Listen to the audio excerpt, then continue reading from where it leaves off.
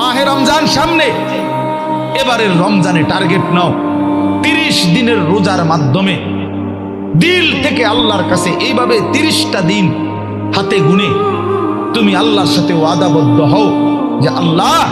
30 দিন আমি রোজা রাখবো। এবং যৌন চাহিদা, লজ্জাস্থানের চাহিদা,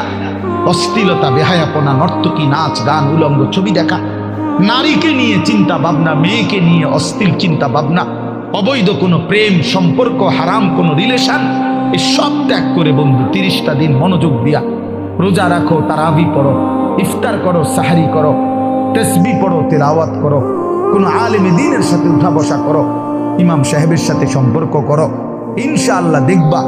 আল্লাহ চাহে তো 30 দিনের মাথায় আল্লাহ বলেন লাআল্লাকুম তাত্তাকুন, আমি আল্লাহ ওয়াদা দিলাম মোমেন তোকে মুত্তাকি বানিয়ে দেব।